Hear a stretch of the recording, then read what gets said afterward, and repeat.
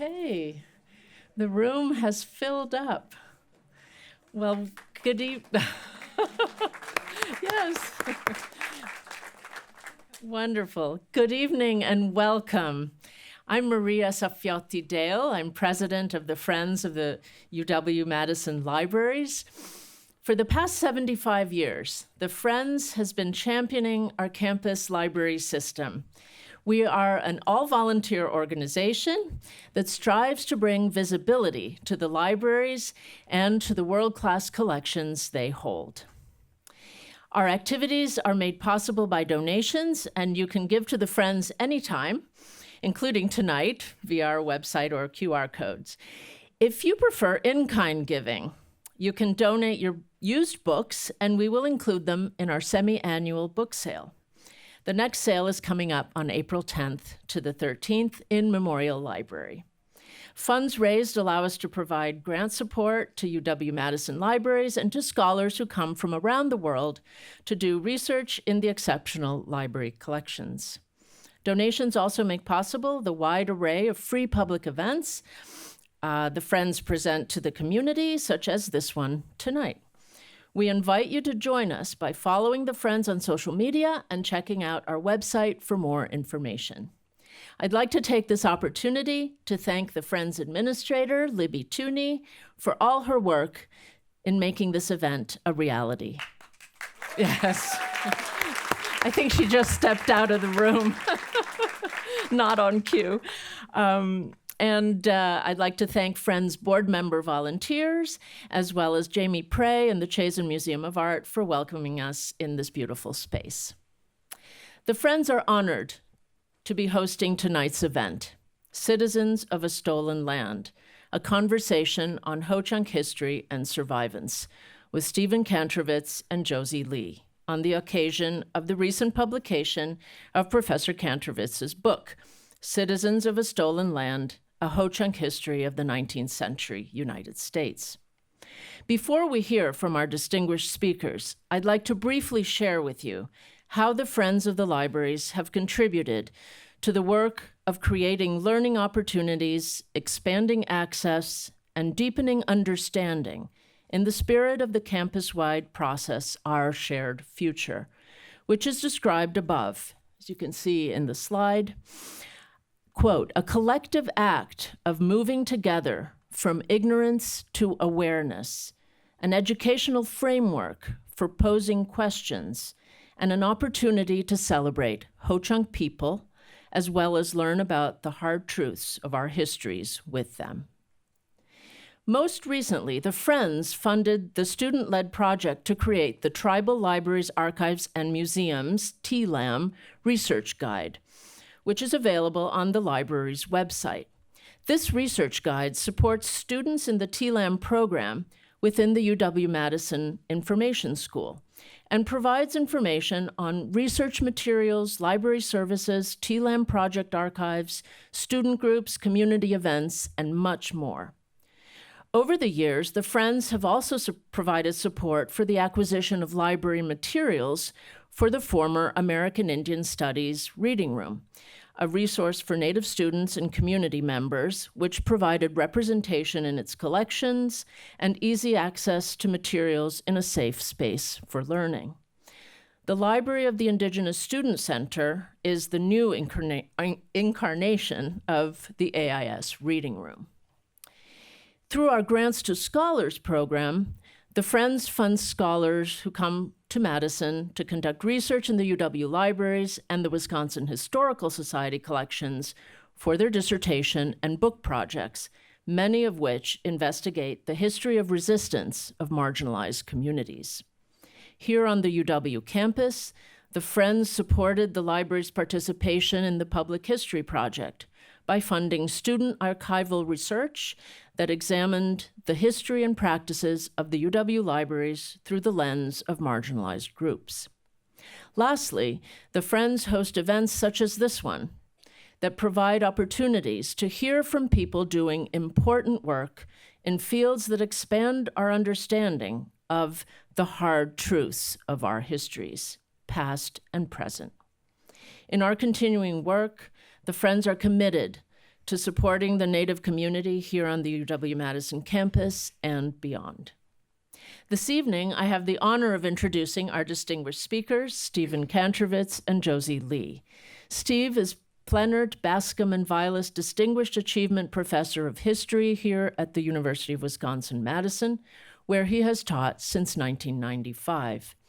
His public-facing projects include UW-Madison's study of the Ku Klux Klan on campus in the early 20th century, the university's Public History Project, which explores histories of exclusion and resistance on the campus from its beginnings to the present, Justified Anger's community course, Black History for a New Day, and Our Shared Future, a faculty-staff collaboration which seeks to educate the campus about its Native American past and present. He is the author of 3 books, including the one that is the topic of tonight's conversation. Josie Lee is an enrolled member of the Ho-Chunk Nation of Wisconsin. She is an artist, independent curator, and museum consultant with over 10 years in the museum field. Josie holds a Master of Arts in Museology from the University of Washington.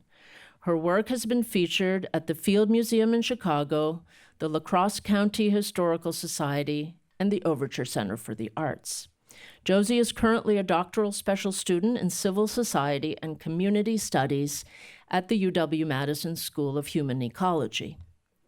In 2020, she worked to open the Ho-Chunk Nation Museum and Cultural Center in Tomah, Wisconsin, and currently serves as its director and sole full-time staff member, where she works to fulfill the mission of the museum to promote, shelter, and preserve the past, present, and future Ho-Chunk way of life for all generations.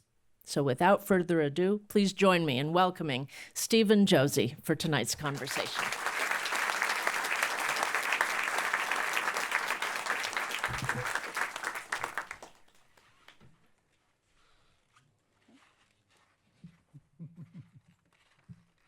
I have an update to my bio. I have for the last, well, I guess now, second semester, I am a full-time student here because why not add more to my plate? Right. So yeah, I'm a full-time doctoral student as well here. Okay. So I'm just going to give a little brief outline of what we're going to do just so that you can kind of hold your questions to the end. But if you really, really need to ask something, just raise your hand and maybe we can get to it. So first, we're just going to talk about Steve's book, how the research came about, and what has come out of all of that wonderful research. And then we're going to talk about how that intersects with Ho-Chunk museum work and other things that happen in the Ho-Chunk world. Mm-hmm. Okay. So this book, right? First, I want to say thanks to the Friends for making this possible. Josie and I had talked about having this conversation in public and wanting to do a real conversation in public, and this is a great audience for it. So thank you all for being here too, and thank you to Josie for taking the time in that very, very crowded schedule in life to come down to Madison to do this. I really appreciate it. This book is not where I started. I didn't come to UW-Madison to study Ho-Chunk history. I didn't know what Ho-Chunk history was. I was hired here to be the Civil War guy and taught that class for a long time. I came here in 1995, but if I'm able to change the slides, I live on the east side. It's Lake Monona here, some of you recognize. And I'd been living here for 15 years or so when my wife had invited over my colleague, Ned Blackhawk, who was the only Native American historian who, up to that point, the university had employed for more than a year or two. And we were sitting on the back terrace of my house here, just off Lake Monona. And in the course of some conversation, Ned said, well, this whole neighborhood's built on effigy mounds. And lo and behold, that was true. And it got stuck in my brain.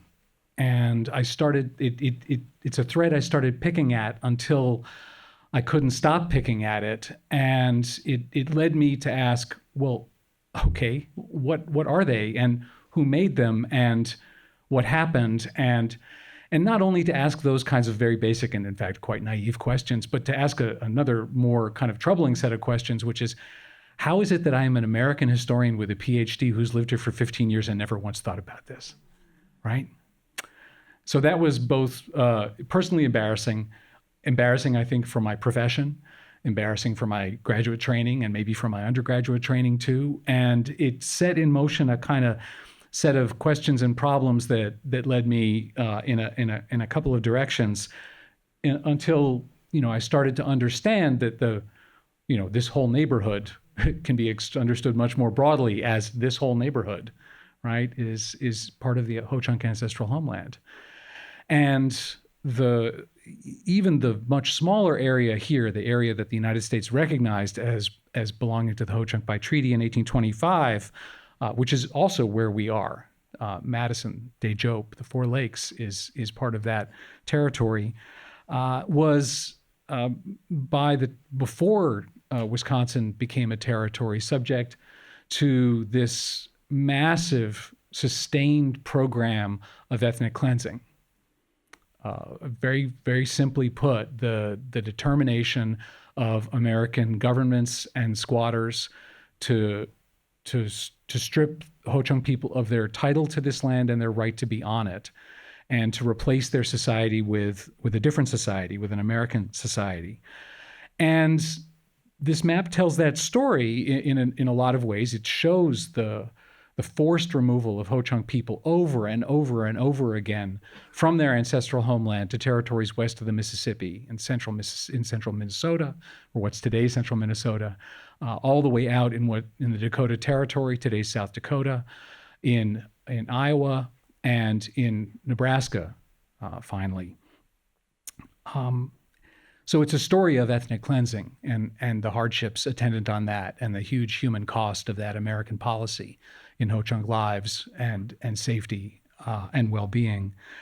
But it's also a story of this unexpected and dramatic persistence in the homeland against all odds and against all laws, really, and also of the persistent return of Ho-Chunk people from that exile, from that diaspora, from that forced expulsion from their homeland to their homeland. And this map also traces those experiences. In the minutes available here, I can't tell you much more about that story in these terms than that. But what I will say is that I first approached this as a matter of self-education, and then as a matter of teaching, really undergraduate teaching, which is all I felt competent to do.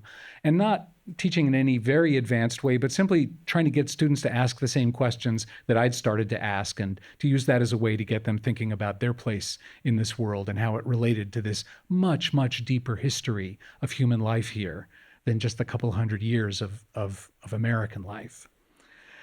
But this did turn into an academic work. It turned into a scholarly book. And yet, most of the talking about the book that I've done has been to non-scholarly audiences. And I think that's going to continue to be the case, and especially to non-scholarly audiences here in the Ho-Chunk homeland. And the reason I think that that's important and relevant is not that I think that I am in some way solely capable or charged with this. Obviously, this history doesn't belong to me. But that there are, something less than 8,000 Ho-Chunk Nation tribal members, and there are more than 8 million non-Ho-Chunks in this ancestral homeland. It cannot fall on 8,000 Ho-Chunk people to educate the rest of us. It just can't. That can't be the case. They are solely responsible for educating the rest of us about what has happened and what continues to happen in this place. So that's what took me to the book, and that's kind of what the motivations of it are. I guess the next question is the. Do you want to talk about sources? Well, sure, I'll talk about sources. Right. This is a Friends of the Library event after all, and we are going to talk about sources, and we're going to talk about archives and libraries, and because they're important. So this is the seal of the Wisconsin Territory. when Wisconsin was established as a federal territory in 1836. And what you can see in it very simply is the settlers imagining civilization replacing barbarism in the nakedest possible terms, right? Very literally. And the civilization it imagines is a settler civilization with the latest technology of steamships and sailing ships and lighthouses, and also settler institutions. That's probably a territorial capital there. But the Wisconsin Historical Society is also one of those institutions, founded within a decade of the formation of this seal. And the work of archiving and making libraries and making putting that footprint down in a place is an important piece of cultural work. It says, we are here, we are recording and chronicling our history here. This is our place to do that with. We have named it, and we have named the Historical Society, and we've named it after us, after Wisconsin. And we are now an object of study and archiving and preservation. And so, the library that I love, the Wisconsin Historical Society Library and Archives, which is a place so dear to me that only human beings are actually dearer to me than that building and its contents. Someone said, well, if your house were on fire and your kids and your dog were safe, okay, my dog. If your kids and your dog were safe, what would you rescue? I'd rescue the Wisconsin Historical Society. So my affection for it is profound, and my debt to it is profound. And at the same time, it is also implicated in this history. It's part of this history. And I think we, like the University of Wisconsin, like the state government of Wisconsin, like the government of the United States, none of it is exempt from that implication in settler colonialism and in the ethnic cleansing of Ho-Chunk and other people from their homelands. But to think a little bit about what I learned in the Wisconsin Historical Society by looking in sources, I looked at colonial sources. I looked at sources produced by colonial power to do the work of continuing the project of the ethnic cleansing of Wisconsin. But the thing about that colonial project is it's never complete and it's never perfect, because it is trying to do something fundamentally impossible, which is to tell a group of people, no, this is not your home. No, you can never come back. And absent a willingness to literally kill every last person with that determination, that was going to be an impossible project. And so it proved to be. How it proved to be impossible is represented in these sort of three, it's a typology here, right? But three different approaches. Here to your left, Roaring Thunder, who is the leader of a substantial band of Ho-Chunk people who never leave Wisconsin. They evade the removal effort. They find places to live and ways to live that keep them out of the grasp of American soldiers and in relation to enough American settlers to be able to continue a version of their lives in their ancestral homeland.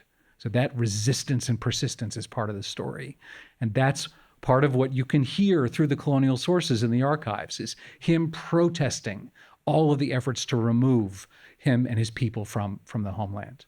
In the middle, Coming Thunder Winishik, who, though he leads people in the exile diaspora, is always pushing back against colonial power and saying, no, you can't transform us in the way that you see to. You can't deny us our right to be the way we are and the way we want to be.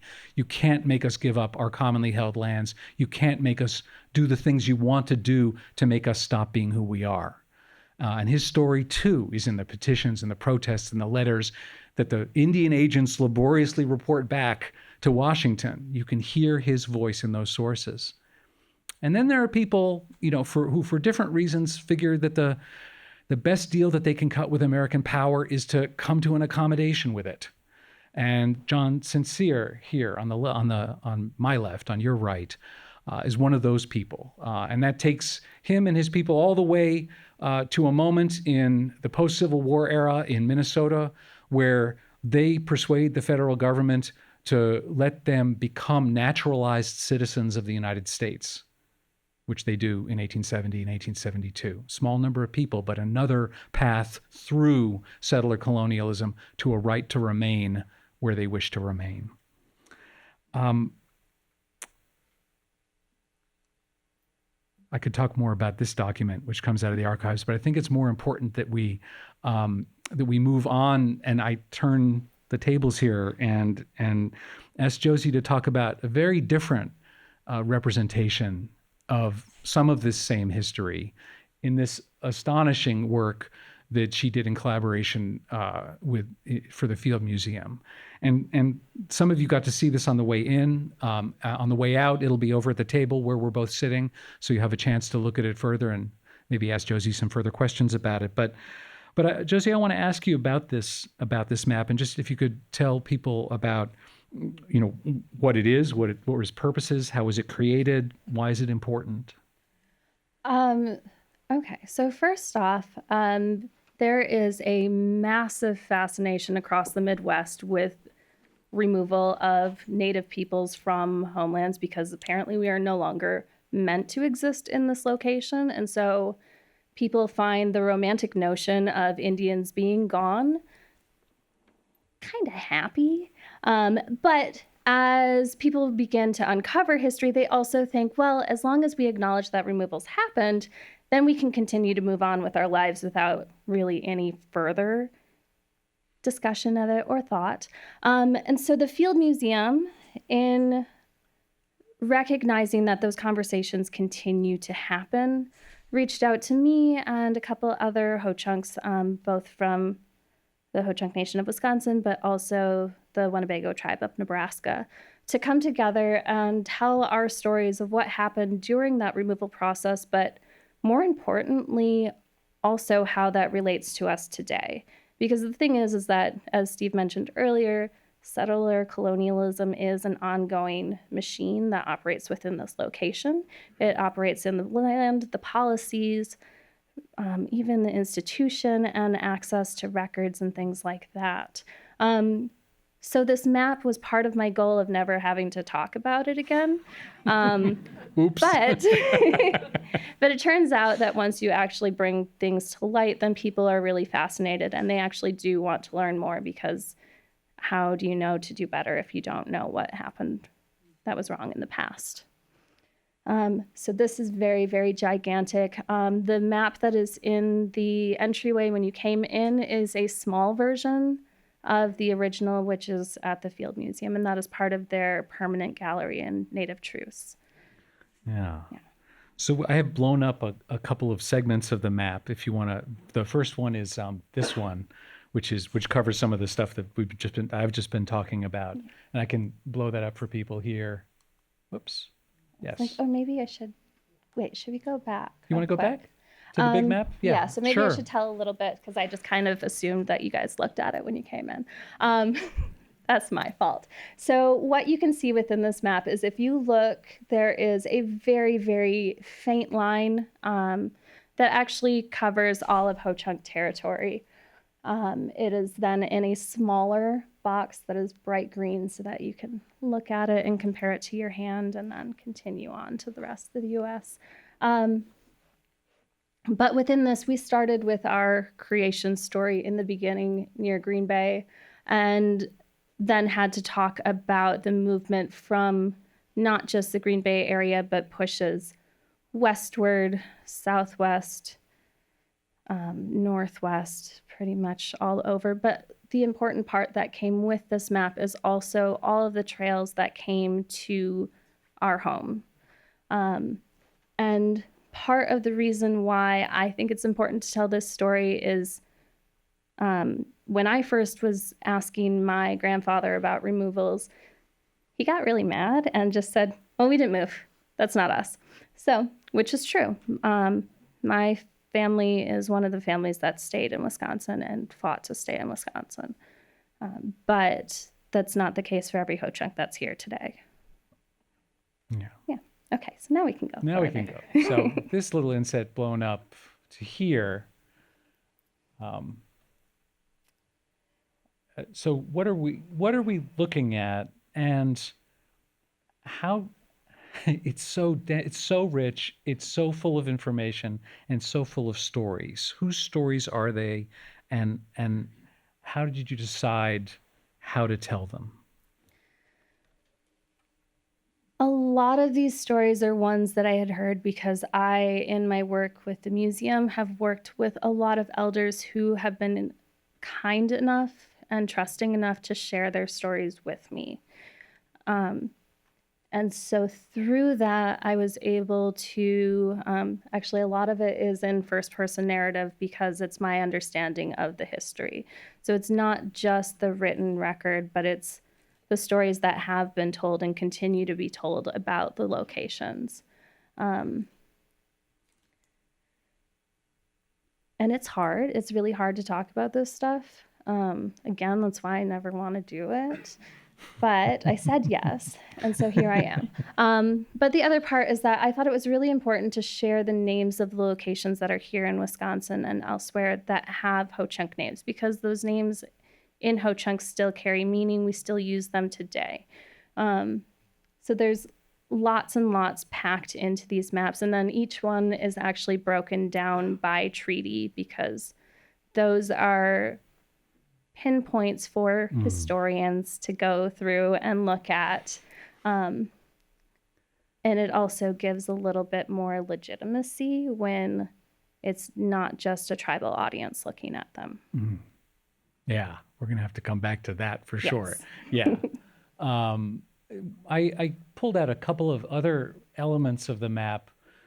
Just here, sort of chronologically for the map, a later piece, which is Nebraska again, which is about the final U.S. effort to expel the remaining Ho-Chunk from Wisconsin in the 1870s. And it's a story that, is central to the book. It's the moment in the book. It's the moment of victory over, or partial victory over, colonialism, because the federal government ultimately bends in the face of Ho-Chunk people's creativity and determination and says, okay, you can buy land here and you can stay here and be citizens here. Not knowing quite what they're saying, but giving up on the formal removal effort. And so this is a very different version of that story, I think, in some ways. Yeah. So my favorite thing about Ho-Chunk people is that the majority of them are smart, the smartest people I've ever met. And it's true even back into this time period where Ho-Chunks were using the legal system that was set up here against our will, and still using that in our favor. And so it actually lays the groundwork for a lot of the continuing land purchases that happen today, because we have our ties to this land and we have remained citizens or recognized as legally able to stay. But we wouldn't be able to do that without having the foresight to make these negotiations close to 200 years ago. Yeah. One thing that is so central to, it's come up a couple of times already, but one thing that's so central to this history is to remember we're not, I think this is something you said to me a while ago, everyone's interested in this 50-year period, but we're not defined by this 50-year period. Right. And one thing I love about the map is this bit here, which, to blow it up, yeah, we're still abiding by these principles today. So what do you hope that audiences, coming in to learn about your history for the first time at the Field Museum, say, are taking from this, to them, central, most legible piece of it, right? Well, so the worst part about this part of the map is it's right on the bottom. So in order to read it, you have to lay on the ground. Oh. Yeah. Okay. The map is not high enough for people Right. to Okay. Easily access it. But as I say constantly is, I really, really, again, I'm going to just keep harping on, I really hate talking about just the removal period, because it doesn't define who we are as Ho-Chunk people. We had millennia of history up until the removals, and we are still existing and using the same language. We're still using the same belief system. We're still occupying the same homes. And we have for centuries, which is really incredible. But the fact is that we are still living within this treaty system that's set up within the state. And so when people are viewing this map, I think it's really important that they understand that you all are living within those treaty negotiations, whether you have agreed to it or not. So the fact that there are state stipulations on who can hunt and when they can hunt, but there are negotiations within those stipulations for different tribes based on their own negotiations with the state, which were done in the 1800s through treaties. I think that's really important for people to recognize, especially when we still see issues with walleye fishing up north, when there are other issues with controlled burns and things like that, where we're still doing the same thing that we have been set here to do, but now there's just new rules placed upon us. Yeah. And in that spirit, I guess I wonder how this work, this kind of work, fits into your sort of broader mandate, including your mandate for yourself as the founder and director and sole full-time staff member of the Ho-Chunk Museum and Cultural Center. I laid out really lofty expectations for myself. Through the museum, I want people to feel comfortable as Ho-Chunk people existing in our space, because there are so many things set up against us, especially when we don't have a reservation. So we're existing in communities that were kind of built up around us. Through the work of the museum, we do classes based in our traditional arts. We do language classes, and I should probably do this as a past tense. Oh, yeah.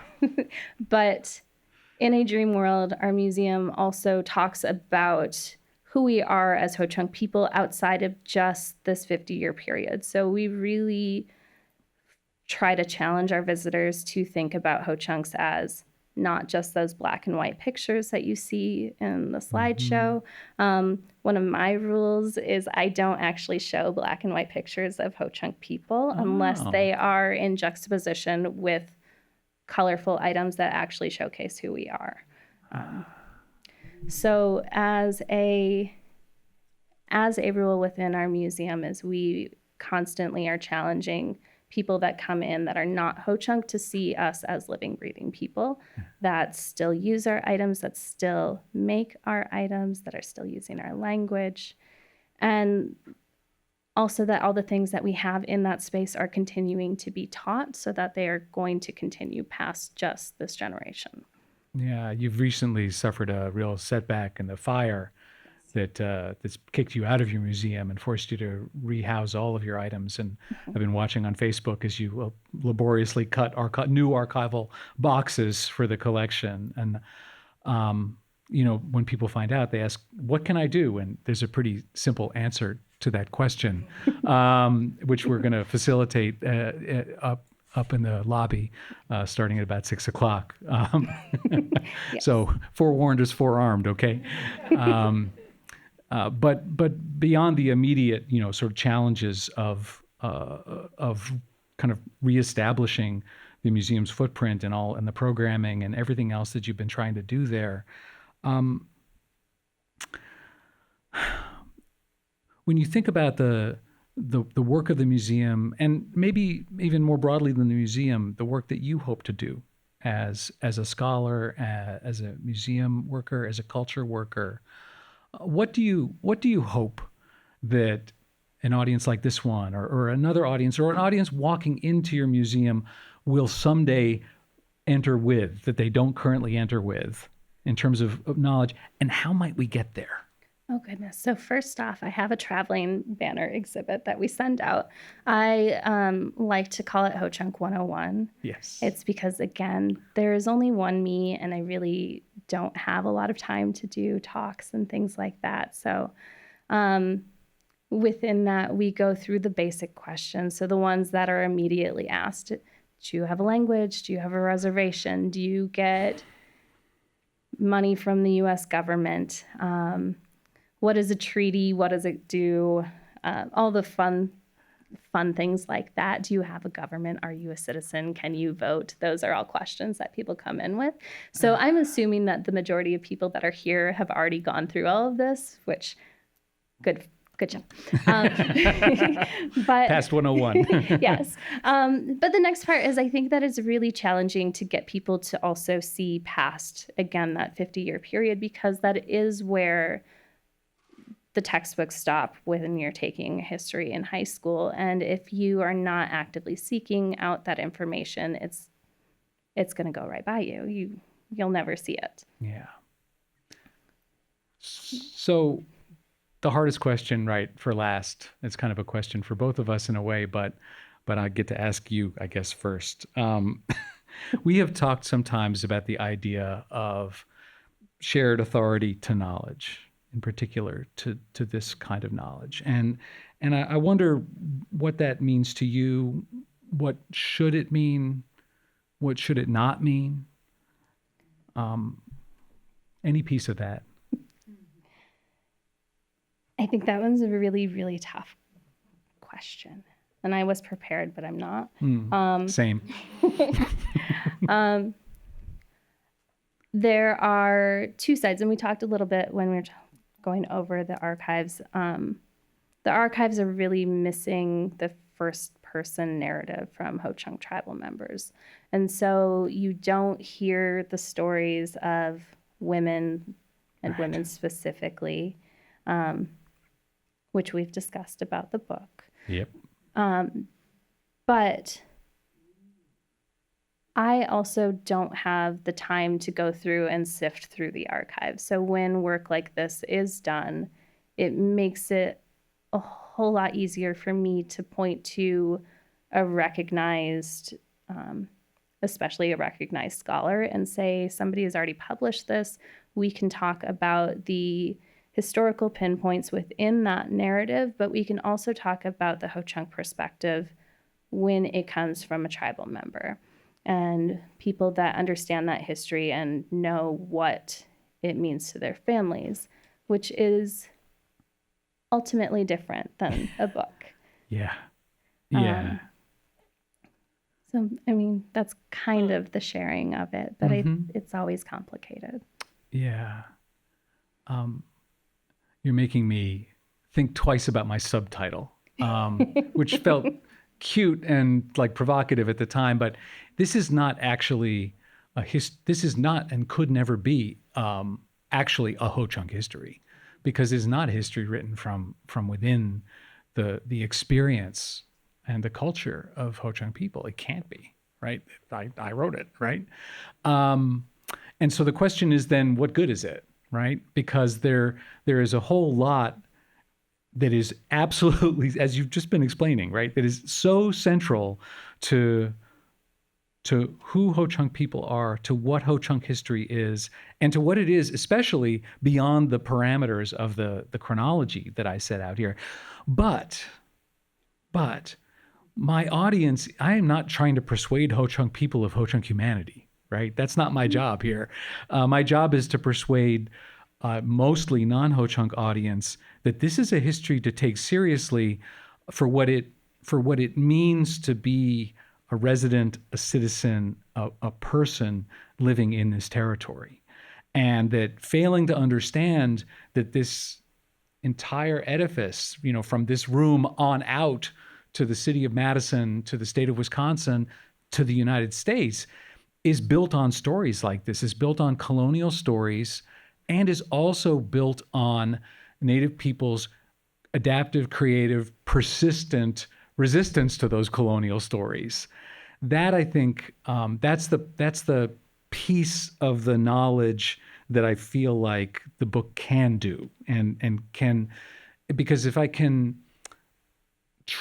teach Americans, right, to understand their colonial history without reproducing the terms of that colonial history, right? Without assuming that manifest destiny is just a chapter in a textbook, rather than a fairly brutal and determined slogan of a political movement, right? Or that, and to turn it around to something you brought up, Josie, a few minutes ago, that removal is a bizarrely euphemistic term for a process of exile, dispossession, ethnic cleansing, and absolutely, in some cases, genocide, right?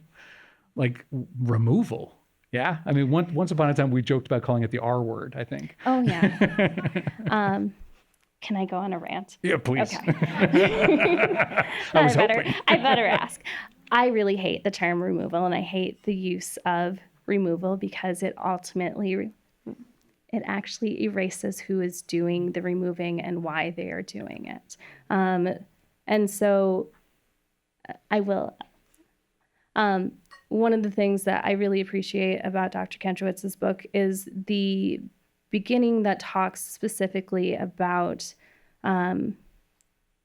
Governor Dodge as a warlord, because it gives vocabulary and it puts the blame on specific people that were the ones doing the action. When you use the word removal and the talk about Ho-Chunk removals, it sounds like we are either removing ourselves willingly or that we have just skipped off into the sunset without the actual fight that goes into trying to stay in your home and literally being held at gunpoint and chains taken off of your land. Yeah. That you could rant more if you want.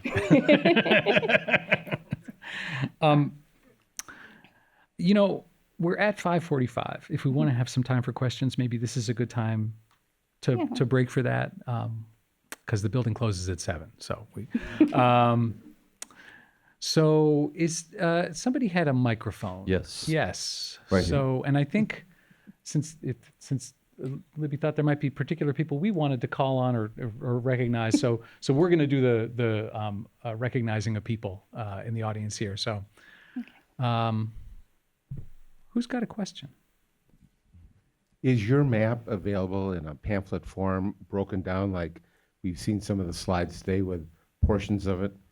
Unfortunately, it is not, but I do have a meeting with the Field Museum tomorrow, so I can I can make requests. Oh, yeah. There's a demand. Okay. Or make it part of your dissertation. Steve. What is being done with the elementary and secondary curricula about the Ho-Chunks? I'll agree with that. Yeah, not enough. Yeah. There are wonderful scholars that are out there that do curriculum work. I'm not one, but I can help point to resources, and so can Steve. Yeah. And I would say, just as a general matter, Wisconsin, in theory, has this great set of laws that are supposed to provide for education in Native culture, sovereignty, history, but it's an unfunded mandate. And there's as much as some school districts try to make good on the promise there, it's going to require some political action to insist that this actually be a funded mandate and that they take seriously the responsibility to do that they wrote into law. Would either of you happen to know of active campaigns led by Ho-Chunk when it comes to fighting to regain sovereignty of colonized Ho-Chunk land currently, or at least where to look? Are you talking about like specific lobbying, or either lobbying or like more direct action? It could be in the realm of like parks or otherwise. I'm just not familiar. So the Ho-Chunk Nation as a whole, I don't think it's actually on this map, has been actively purchasing our own land back for years. It started with homesteads, so through the 1870s to today. So you mentioned that at some point, Ho-Chunk people were allowed to purchase land? We still are. Well, yeah, but implying that for some time they were not. It's complicated, but okay. Yeah. Okay. So was under any of the treaties, were Was tribal ownership of land still allowed, or were they forced into individual land ownership? So the initial treaties are treaties of land cession, in which the federal government simply says, we're taking this land and compensating you in the following ways. And that those involve the transfer of tribal ownership of land from one place to another. Beginning in the 1850s, the treaties begin to suggest and then to enforce regimes of individual allotment of land, of individual homesteads instead of collective ownership. Okay, so was that part, or was that under the Dawes Act, which pertained to Oklahoma? It's well or was before, that a it's separate decades before the Dawes Act. There's actually Okay. a lot from the 1850s onward. Many treaties contemplate that kind. It's called allotment, but it's way before the Dawes. That was even several before decades. that. Yeah, it's many Okay. decades before that. Yeah. Hi. I was wondering if you'd be able to speak on a little bit more about the lands held in trust today of the Ho-Chunk Nation, where they are, how they came to be, and the land back hope for the future. Oh, goodness. Okay. So there is tons of Ho-Chunk land all over the state of Wisconsin, state of Illinois, Iowa, and Minnesota. Some of those are, again, those individual homesteads, but there are also larger land pieces. One of the major land back specific ones was the Badger Ammunition Plant. So that is now Ho-Chunk owned. According to the U.S. government, if a land held by the U.S. government is no longer being used, and it has a certain time frame within that, if it is no longer being used, it can go back to those tribes. If you feel like doing more research, I would suggest looking at the American Indian movement and occupations of different locations across the U.S., but specifically Alcatraz is one of the major ones known, and that gives a better history and overview of that.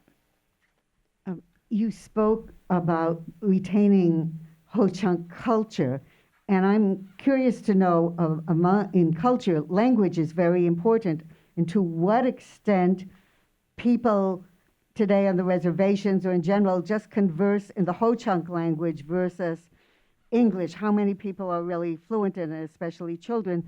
Also about religion. To what extent has the religion been retained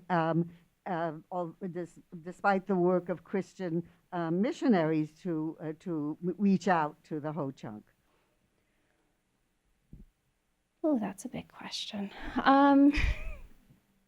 In general, there are 3 acknowledged religious groups within the Ho-Chunk Nation. Traditional, which is the one that I follow, Native American Church, which is a blend of our traditional religion and Christianity, and then there are Christians. There's also atheist, agnostic, all the other ones in between. So that isn't necessarily in jeopardy of going away. The biggest one is the language. We have less than 50 language speakers, and part of why I'm so frazzled is we lost one of our speakers this week. So,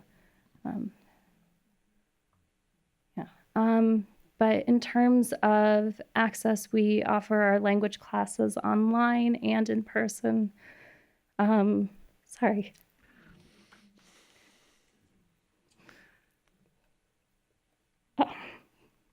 But I force my kids to learn Ho-Chunk, and I'm forcing all the kids in our neighborhood to learn Ho-Chunk. So just this week, I had the 2 little non-native girls come into my house and ask me what their Ho-Chunk names were. We use birth order names as our first names, and so I have 2 little girls, Hinu and Weha, and the girls across the street are also Hinu and Weha, and they're very, very excited that they share names. Yeah. Well, first, thank you very much for your discussion this evening.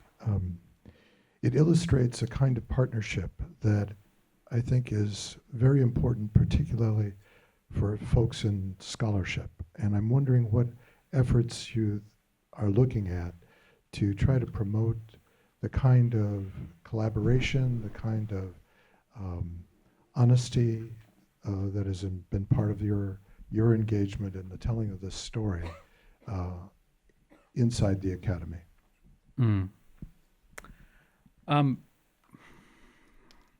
So there was a long time, like from the founding of the American historical profession until pretty recently, that, you know, scholars just had the sole claim to authoritative knowledge, right? And so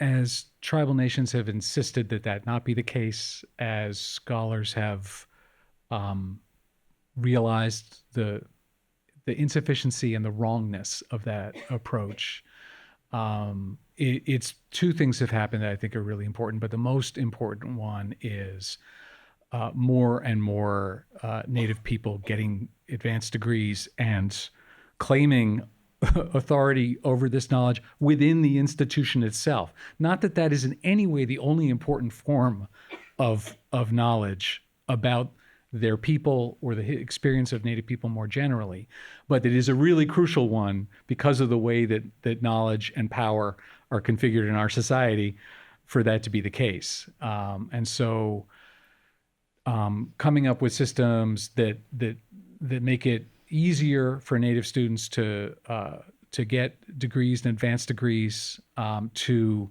come up with systems and structures of mentorship within the institution, which is often a very difficult place to be, for that to work out and not just be a kind of, oh, we did our due diligence on admission, but it didn't work out, right? That, which is a very familiar refrain in American higher ed, I will say, especially at the PhD level, right? All of those things are both really, really important. But I think what's also really important is just like a kind of degree of humility that scholars are not really, we're not trained to do, right? We're not trained to be humble. We're trained to be the sole siloed authors of authoritative texts, right? And so that sits in some tension with like, I actually don't know most of what I need to know to write this book, and I never will, right? But 10 years from now, if a young Ho-Chunk scholar begins the literature review by saying, what Kantrowitz failed to understand was, that's victory for me. That's a success, right? So that's the goal, right? That's the goal here, a goal here. Thanks again for this very meaningful talk for all of us. So when I first saw the title of the book, like when it was coming out many, many moons ago, I just saw the first title, Citizens of a Stolen Land.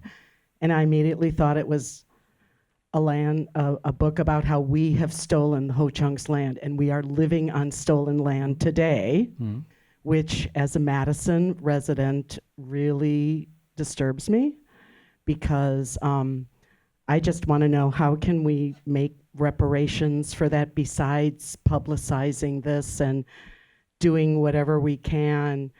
Is there a way that we can make reparations for that, because we are living on stolen land, and land acknowledgements are not enough. Teaching the kids, we're teaching the kids. It's just not enough. What else can we do? So our museum just went through a fire.